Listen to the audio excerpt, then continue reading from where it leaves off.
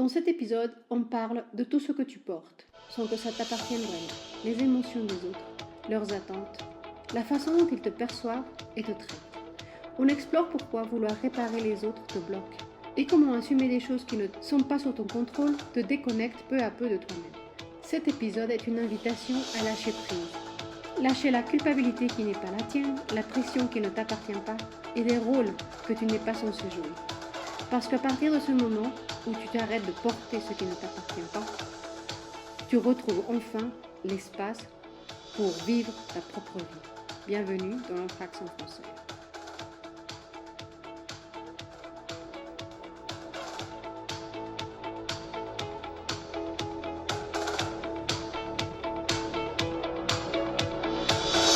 Salut et bienvenue dans l'Anthrax. Moi c'est Michaela et aujourd'hui nous allons parler de toutes ces choses qui nous fatiguent et qui nous font nous sentir un peu mal parfois par rapport aux autres parce que nous portons des choses qui ne nous appartiennent pas. L'une de ces choses les plus lourdes qu'on porte, ce sont les émotions des autres. Combien de fois dans notre vie on s'est déjà surpris en train de penser est-ce que j'ai dit quelque chose de travers ou est-ce que j'ai dit quelque chose qui l'a blessé ou j'aurais dû faire peut-être les choses autrement? Et combien de fois tu recommences les conversations dans la tête pour savoir s'il fallait corriger quelque chose, si tu as oublié de filtrer quelque chose et on commence à analyser tout ce qu'on a écrit mot par mot, point par point, virgule par virgule, juste pour éviter que quelqu'un se sente mal à cause de nous. Mais la vérité, c'est que tu peux être la personne la plus intentionnée, la plus bienveillante, la plus délicate et même en faisant tous tes efforts, quelqu'un peut finir quand même par être blessé par quelque chose qu'on a dit ou on a fait. Et c'est bien lamentable puisque on essaye quand même d'éviter des conflits, on essaye quand même d'éviter des problèmes parce qu'on n'a pas envie de blesser les gens, on n'a pas envie de dire quelque chose qui va les déranger. Mais malheureusement, parfois, même quand on a les meilleures intentions, on finit quand même par les blesser. Et on commence à se sentir mal à l'aise et on commence à penser que nous avons échoué notre mission. Et en fait, c'est pas du tout ça, c'est pas qu'on a échoué. C'est juste une histoire d'une personne qui réagit depuis sa propre histoire. Et qu'est-ce que je veux dire par sa propre histoire? Tout simplement, c'est quelqu'un qui va peut-être avoir une réaction par rapport à les blessures qu'il a eues dans sa vie, ses attentes et même son état émotionnel du moment. État émotionnel peut-être qui n'est pas dans un moment parfait parce qu'il a une mauvaise journée, parce qu'il a des tensions au boulot, parce qu'il a des problèmes économiques ou n'importe. Et la façon où cette personne va réagir par rapport à les choses que vous pouvez lui dire, ça va devenir une projection de ses émotions à ce moment-là. Et donc, si cette personne est mal à l'aise ou de mauvaise humeur, elle va le refléter par rapport à sa réponse, à sa réaction par rapport à ce que vous avez dit à ce moment-là. Donc, ce n'est pas quelque chose que vous avez vraiment provoqué, mais c'est une réaction ou plutôt une projection de cette personne, de son état d'esprit actuel au moment de cette conversation et de ce qu'il est en train de porter par rapport au problème qu'il est en train de vivre à ce moment-là. Et ce que nous devons apprendre et comprendre surtout, c'est que nous ne pouvons pas porter ce que les autres ont ou les problèmes que les autres ont dans leur vie. Parce que si nous faisons ça, d'une certaine manière, nous, on ne sera jamais en paix. Parce qu'on essaye de tout contrôler, quelque chose qui n'a jamais été sous notre contrôle. On ne peut pas contrôler l'état d'esprit de quelqu'un d'autre. C'est son état d'esprit. Même si on a envie de l'aider, même si on veut faire quelque chose pour le faire ou la faire se sentir un peu mieux, on ne peut pas contrôler son état d'esprit. Si notre partenaire arrive de mauvaise humeur parce qu'il a une mauvaise journée et il commence à réagir de mauvaise manière, c'est pas à cause de vous en fait. Il a juste besoin de s'en prendre à quelqu'un. Et on sait, on le dit toujours, c'est pas juste de s'en prendre à quelqu'un qui n'a rien à faire dans l'histoire. Mais c'est pour ça que cette personne souvent réagit d'une mauvaise manière. Et en fait, il est en train de réagir par rapport à sa journée et pas parce que vous avez fait quelque chose de mal. Autre chose que nous portons souvent et qui nous dérange énormément et qui nous inquiète souvent en plus, c'est le regard des autres. La façon dont les autres nous regardent. Pourquoi on nous regarde comme ça? Pourquoi ils me voient de cette manière? Pourquoi ils ne comprennent pas de quelle façon je suis? Pourquoi il ne me comprend pas? Pourquoi il ne peut pas m'aimer de cette manière? Ou peut-être même, on se demande pourquoi cette personne ou ces personnes-là ou ce groupe-là ne peut pas m'apercevoir comme je suis et arrêter d'inventer des choses ou de voir des choses qui ne sont pas vraies dans ma personnalité. Et comme c'est quelque chose qui nous agace et qui nous inquiète vraiment, la façon où on réagit devant ces réactions, c'est justement d'essayer de nous adapter pour être accepté, pour être compris, pour être aimé. Et on se retient à dire beaucoup de choses. On change notre façon de parler, de nous montrer, d'agir, d'être. Et tout ça pour être accepté. Mais le problème ici, et c'est un truc vraiment très triste parce que même si on fait tous les efforts du monde, encore une fois, même si on essaye d'être le plus sympa possible, le plus gentil possible, les gens finiront par te voir à leur manière. Ils vont même dire peut-être que tu es discret, on dira peut-être que tu es distant, ou peut-être que tu n'es pas expressif, ou peut-être trop expressif. On dira que tu es peut-être trop, ou tu es trop lourd. Peut-être que tu es trop sûr de toi, ou même peut-être que tu es la personne la plus arrogante qu'ils connaissent. Enfin bref, ce que je veux dire, c'est que peu importe ce qu'on fasse, les gens finiront toujours par vous voir à leur manière. C'est quelque chose que nous ne pouvons pas contrôler non plus. C'est hors de notre portée. Et donc, nous sommes obligés à un certain moment de l'accepter. On n'a pas le choix, c'est comme ça, on ne va pas le changer. Si les gens ne nous voient pas comme nous sommes ou de la façon que nous voudrions être vus, on ne peut rien faire. Il faut comprendre aussi que les gens vont nous voir à travers, non seulement par leurs yeux, mais aussi par leur propre filtre. Par exemple, leur passé, les expériences qu'ils ont vécues, les insécurités qu'ils peuvent avoir. Et tout cela va faire que ces personnes nous voient de manière différente. Par exemple, une personne peut croire que vous êtes complètement perdu. En fait, vous êtes une personne timide, ou une autre personne peut penser que vous êtes super arrogant quand en fait vous êtes juste sûr de vous-même et vous savez exactement ce que vous voulez parce que vous dominez le sujet, par exemple au travail. Et plus tu essayes de gérer tout ça, tu te perds complètement. Tu perds encore plus qui tu es, puisque tu essayes de changer qui tu es. Tu essayes de ne pas paraître quelque chose que tu es. Tu essayes de te cacher pour ne pas être jugé. Et à la fin de la journée, peu importe ce qu'on fasse, je vais me répéter encore une fois, les gens vont vous regarder à leur manière, penser ce qu'ils veulent, et rien de tout ça, on peut le contrôler, malheureusement. C'est comme ça. C'est un peu comme quand nous étions petits ou au collège ou même à l'école primaire, lorsque quelqu'un se fâchait et on décidait qu'on n'aimait plus cette personne parce que elle s'était battue ou bagarrée avec notre copine ou avec notre copain de classe. Mais nous, on ne connaissait pas cette personne parce qu'elle n'était même pas dans notre classe, mais c'était quelqu'un que notre ami connaissait. Et nous avons décidé, par rapport à la bagarre qu'on nous a racontée dans la cour de récréation, que cette personne, on ne va pas l'aimer. Et on ne s'est même pas donné le temps de la connaître. Mais on ne peut pas l'aimer parce que, selon l'histoire qu'on nous a racontée, eh ben, il a blessé notre copine ou notre copain. Et donc, on ne prend pas le temps de la connaître, on l'a déjà jugée et on a décidé qu'elle ne sera jamais notre copain ou copine parce que c'est comme ça. Il n'avait pas à se bagarrer avec notre copain ou avec notre copine. Et c'est un peu ce qui se passe même dans le monde des adultes.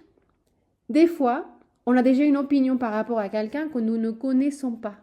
Parce qu'on a entendu des choses ou parce que cette personne, on a l'impression que ça peut être quelqu'un qui va nous donner des soucis parce que peut-être cette personne est plus compétente que nous pour faire certaines choses et on a peur et donc on essaye de pas être sympa avec cette personne parce qu'on ne veut pas que cette personne prenne notre place ou que soit meilleure que nous.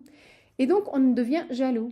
Et c'est là où on est en train de faire une projection d'une insécurité et on va la projeter par rapport à cette personne. Et on ne prend même pas le temps de voir si cette personne est sympa ou peut-être même que cette personne peut être quelqu'un de bien de notre vie parce que au lieu d'être une menace, ça peut être quelqu'un qui peut nous aider à grandir. Il peut ou elle peut être super sympa, mais nous on a décidé qu'on n'aimait pas. Juste parce qu'on a peur et on se sent jaloux peut-être des compétences de cette personne. On se sent menacé, on ne la veut pas près de nous. Mais si on se rend compte, là, la nouvelle personne qui vient d'arriver, elle n'a rien fait. C'est juste la nouvelle au boulot. Elle nous a rien fait non plus. Mais on a déjà décidé de la juger. Et à la fin, elle est pour rien, cette personne. Elle se fait déjà haïr par certaines personnes juste parce que c'est la nouvelle qui peut peut-être être une menace par rapport à ses compétences et à ses capacités laborales. Cette personne a été jugée sans raison, en fait. Une véritable raison parce que cette personne nous a rien fait. Elle est juste arrivée et nous, on s'est sentis menacés. Et c'est notre façon de réagir par rapport à nos insécurités. Et donc, c'est pour ça que je vous dis qu'en général, c'est pas quelque chose qu'on peut contrôler. Et c'est pour ça que les gens vont vous voir par rapport à ces histoires, à ces pensées, à ces expériences, à ces sécurités, à ce qu'ils ont vécu avant. Ça n'a rien à voir avec vous, en fait. Et c'est comme ça que nous voyons les autres. Et on ne peut pas contrôler le fait que quelqu'un va peut-être pas nous aimer pour des raisons que nous sommes complètement innocents ou même pas au courant de la situation qui a pu causer que cette personne ne nous aime pas du tout. Et il faut vivre avec. Autre chose qui nous arrive, et cette chose-là, c'est énorme quand même, c'est que nous pensons souvent que aimer quelqu'un, en fait, on pense qu'aimer quelqu'un, c'est un synonyme de réparer ou de l'aider ou de réparer tout ce qui ne va pas dans cette personne. On veut l'aider, on veut la sauver, on veut la guider en permanence et on veut éviter des problèmes ou des conflits avec cette personne et on ne sait pas comment l'aider. Et on veut complètement arriver à trouver la solution parfaite pour aider à cette personne à régler certains problèmes dans sa vie, dans des relations, dans notre relation, dans des réactions qu'ils peuvent avoir. Enfin, on veut complètement devenir leur psychologue, leur médecin, leur gourou et tout ce qui se passe dans notre tête.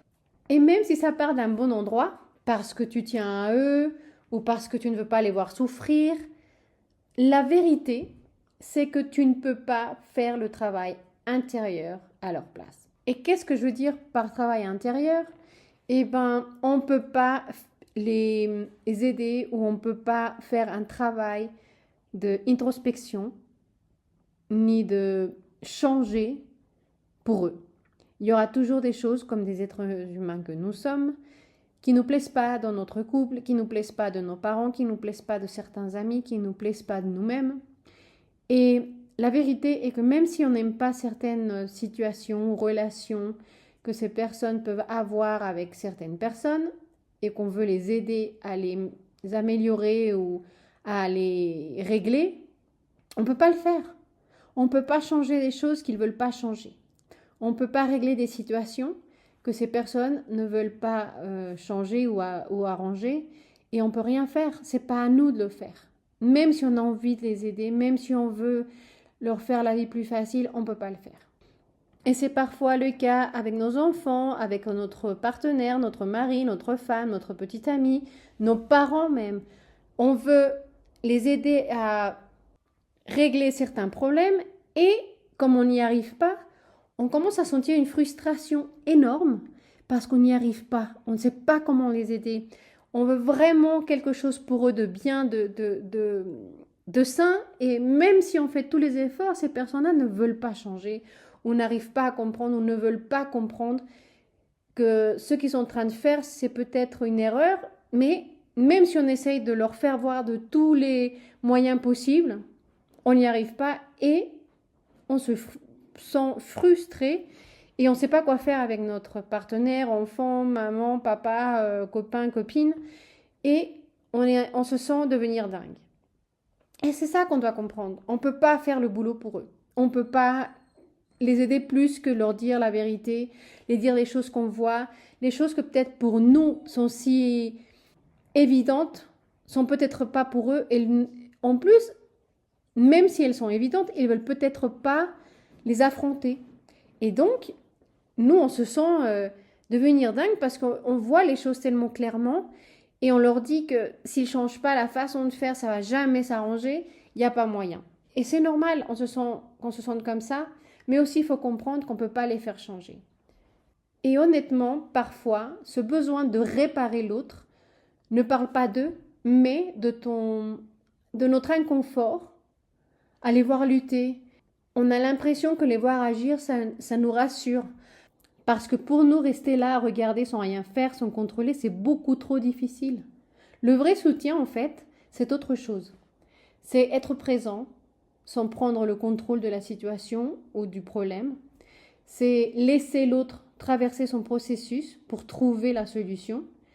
Et même si c'est chaotique, et même si c'est lent, c'est eux qui doivent trouver la solution, la façon de régler cette problématique. Et c'est pas à nous de le faire pour cette personne. Si on fait tout pour eux, en fait, on ne les aide pas. Et pourquoi on ne les aide pas? Parce qu'ils ne savent pas comment affronter la situation, ils ne savent pas trouver des solutions. Et parfois, les gens doivent affronter leurs propres problèmes et trouver les propres solutions à leurs problèmes pour grandir, pour devenir des meilleures personnes, pour devenir plus conscientes. Et si nous, on le règle tout, et bien ces personnes-là n'arriveront jamais à trouver des solutions et à grandir de ces manières-là. Et là, nous allons parler d'autre chose qui est très compliquée et qui est très très lourde. C'est lorsque nous essayons de vivre par rapport aux attentes des autres. Parce que beaucoup de fois, on sent que on doit faire ce que les gens veulent ou attendent de nous. Et là aussi, c'est une grande erreur puisque nous ne pouvons pas vivre par rapport aux attentes des autres. C'est quoi les attentes des autres? Ça peut être que vous avez des parents qui sont dans la médecine et que le rêve de vos parents, c'est d'avoir leurs enfants devenir médecins et il se trouve que l'un d'eux, peut-être vous, ne veut pas être médecin, mais il veut être artiste peintre ou artiste tout simplement ou danseur ou n'importe. Le problème ici, c'est que souvent, on a peur de dire non à nos parents. Et on essaye de vivre par rapport à ce qu'ils veulent ou ce qu'ils attendent de nous. Et parfois, c'est une grande erreur, puisque si on n'aime pas du tout ce qu'ils veulent dans nos vies dans le futur, par exemple être médecin et nous voulons être artiste peintre, et nous commençons à faire notre vie par rapport à ce qu'ils veulent, on commence à s'éloigner de qui on est. On commence à s'oublier et on essaye de vivre la vie par rapport à ce que nos parents veulent et soient des parents qui soient fiers et contents. Et on n'a pas envie d'avoir des discussions avec eux. Et c'est une grande erreur puisque à la fin de la journée, il y a la fin de votre vie. C'est votre vie, c'est pas la vie de vos parents. Et faire ce que vous voulez pas être dans la vie, ça peut vraiment être quelque chose de mauvais. Pourquoi? Parce que peut-être que vous allez faire de la médecine, mais peut-être que ça ne va pas vous plaire du tout, puisqu'au départ, c'est pas ce que vous cherchez, c'est pas ce que vous vouliez. Vous vouliez autre chose. Et donc, il est très fort probable que vous allez finir par être quelqu'un qui finira pas sa carrière, ou ça sera peut-être quelqu'un qui va finir, mais qui sera un très mauvais médecin parce que ça ne l'intéresse pas, ou qui va peut-être avoir un titre, mais qui ne va pas du tout travailler dans un hôpital ou peut-être même dans un champ médical. Donc, ça ne sert à rien de faire quelque chose que vous n'aimez pas. En plus, vous n'allez pas être heureux. Vous n'aimerez pas du tout votre travail. Et ça doit devenir quelque chose de lourd et de frustrant. Et donc, mon conseil, c'est, même si on a peur des fois, il ne faut pas vivre par rapport à ce que les autres attendent de nous. Si vous voulez être artiste peintre, écoutez, allez aux Beaux-Arts et devenez un artiste peintre. Vous avez le droit de peindre. Si ça vous plaît, si ça vous fait une vie pleine et heureuse, vous avez le droit. Mais c'est ce que vous voulez faire. Vous ne pouvez pas attendre que les gens dictent votre vie et comment vivre votre vie. Vous devez finir par être qui vous voulez être, ce que vous voulez devenir et devenir ce que vous voulez. C'est normal de vouloir que vos parents ou votre partenaire ou vos enfants ou n'importe soient fiers de vous. C'est aussi normal de ne pas vouloir décevoir une personne, notre mère, notre père, notre partenaire, n'importe qui. On ne veut pas décevoir les gens. Mais à la fin, ce qui se passe est que personne va construire notre vie.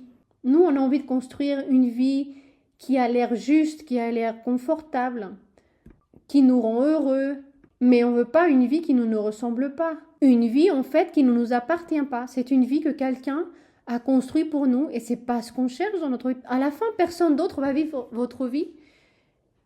Et c'est ça qu'on doit comprendre. Même si les gens veulent quelque chose ou qu'on fasse quelque chose, ils doivent comprendre que c'est notre vie, ils doivent la respecter. Même s'ils voient qu'on va se casser la tête, même si ils voient qu'on est en train de commettre des erreurs, même s'ils voient que nous sommes en train de nous tromper, on doit apprendre de nos erreurs.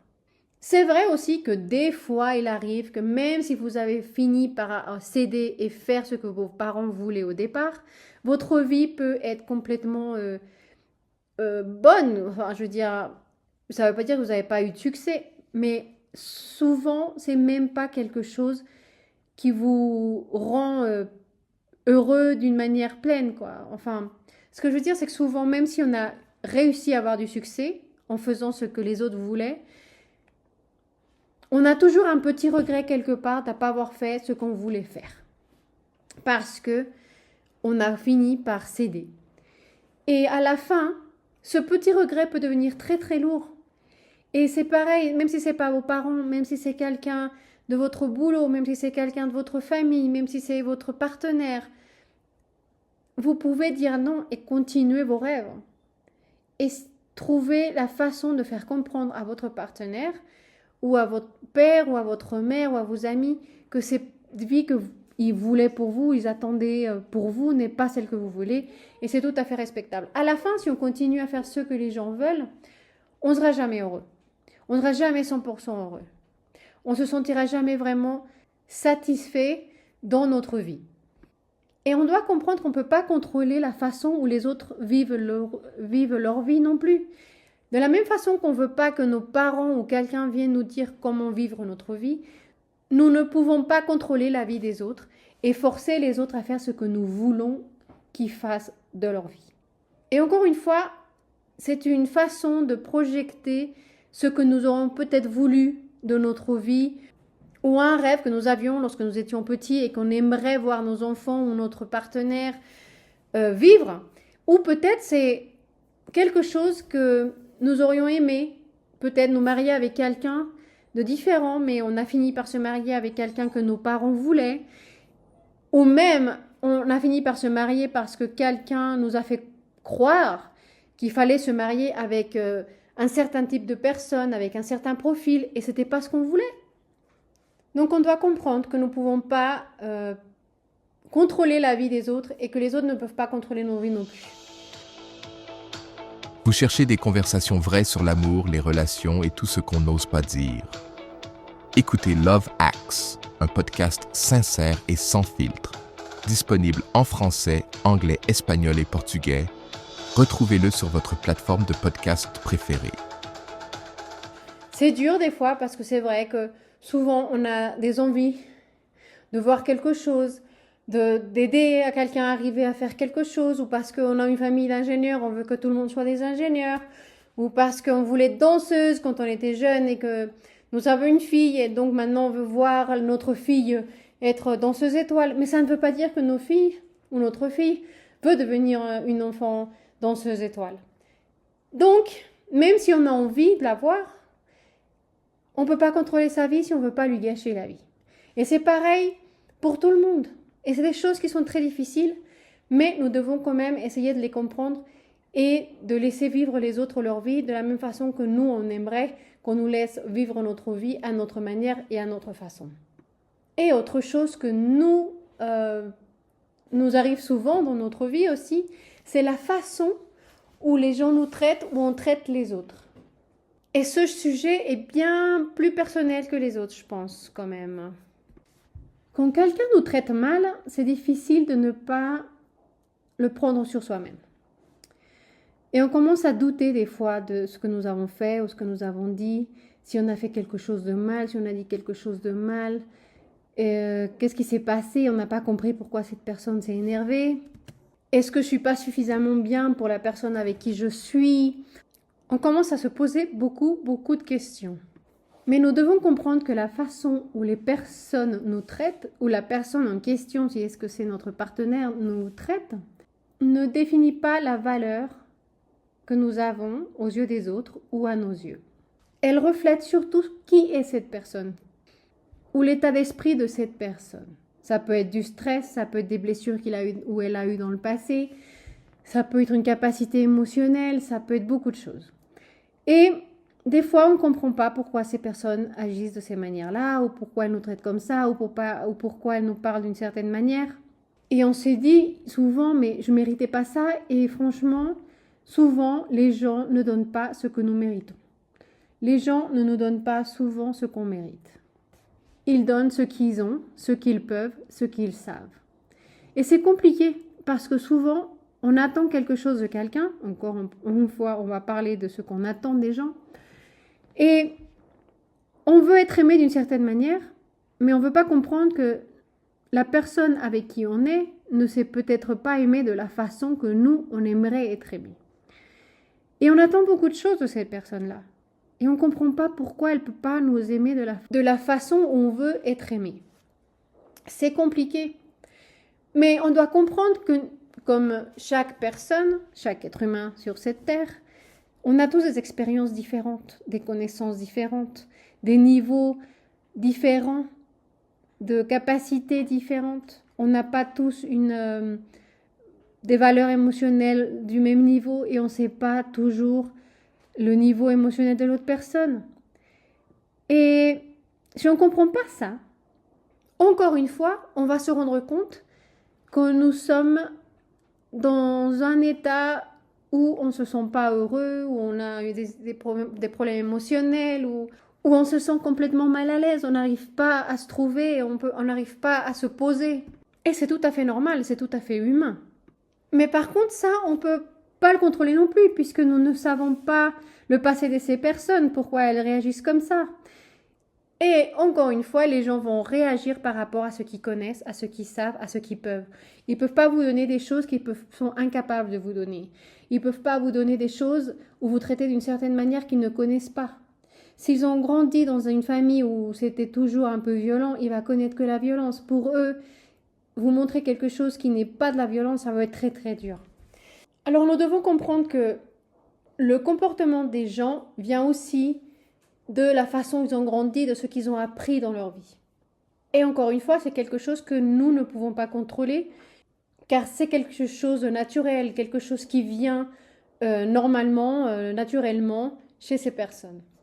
Mais par contre, ici, il y a quelque chose qui peut nous aider quand même un peu à contrôler, entre guillemets, la façon dont ces personnes vont nous traiter. Qu'est-ce que je veux dire par là ? Si vous n'aimez pas que votre partenaire vous crie dessus, il y a toujours les limites. Et on en parle souvent, très souvent dans ce podcast. Les limites. Les limites, c'est la base de toute relation.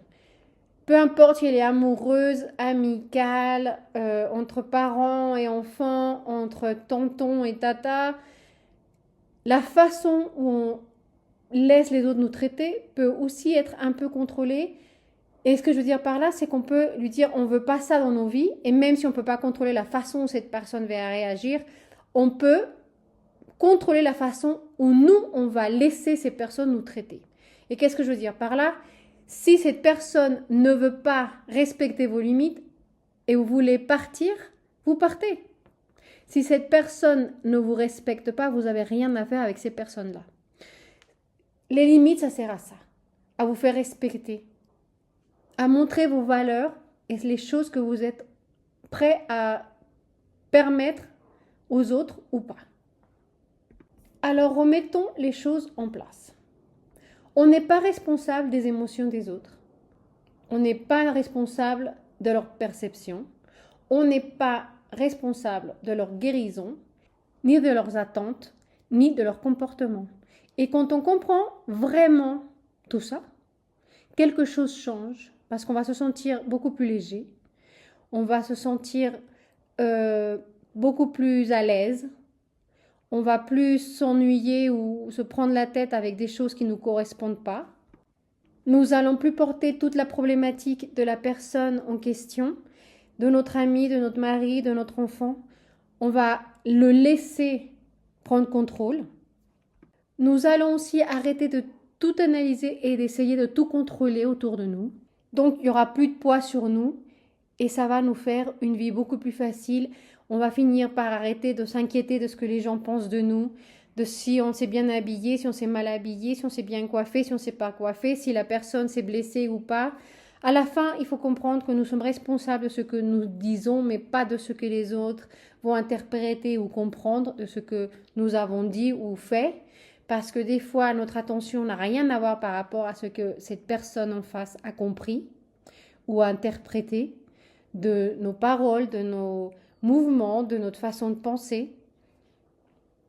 Et c'est très important que nous soyons capables de faire la différence entre ce qui est à nous à porter, à comprendre et à aider, et des fois des choses qu'on doit dire, il faut reculer, c'est pas mon problème, c'est pas ma vie, c'est pas mes problèmes.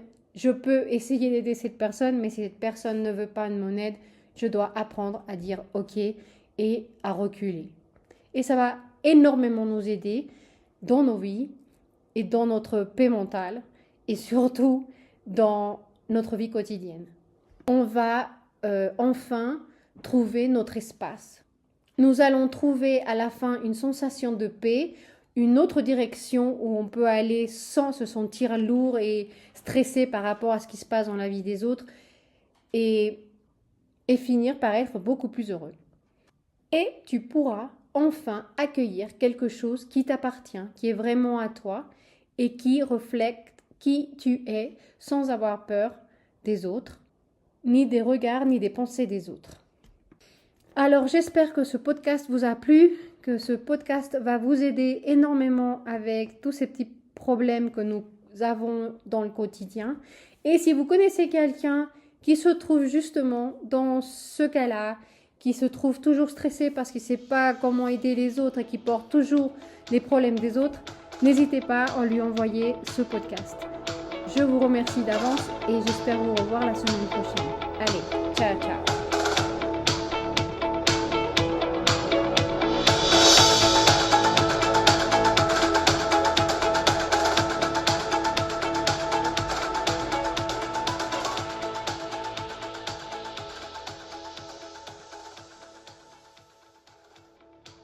Si cet épisode t'a touché, laisse un like, abonne-toi et dis-nous ce que tu penses dans les commentaires.